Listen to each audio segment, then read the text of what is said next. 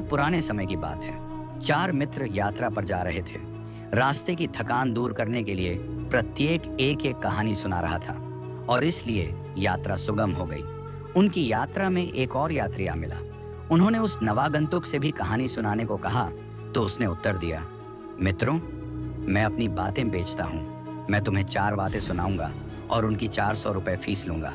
अगर शर्त मंजूर हो तो कीमत देकर उन्हें सुनो। इस पर उन्होंने एकमत होकर कहा, भाई, दाम तो बहुत अधिक है, लेकिन फिर भी हम में से प्रत्येक तुम्हें 100 रुपए देगा। वह नवागंतुक राजी हो गया और उन चारों ने 400 रुपए एकत्रित कर उसे दे दिए। रुपए लेकर वह बोला, मेरी कहानियां पूर्णतया यथार्थ हैं। यदि तुम उन्हें समझ सको तो वे शिक्षाएं हैं। अगर इन पर अमल करोगे तो ये सब सोना और मोती प्रतीत होगी। पहली शिक्षा यह है कि धन दौलत यात्रा में काम आती है। दूसरी शिक्षा है सच्चा मित्र भीतर ही रहेगा।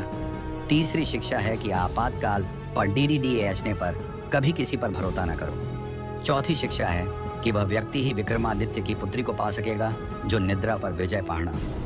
जो भाइयों, ये हैं मेरी बातें। भगवान तुम्हारी रक्षा करें। ये सुनकर के चारों साथी उस पर नाराज हुए और कहने लगे, रेवस, इन बातों के इतने रुपए सचमुच ही बहुत बड़ा ठग है। लौटा दे, हमारे रुपए नहीं तो खैर नहीं।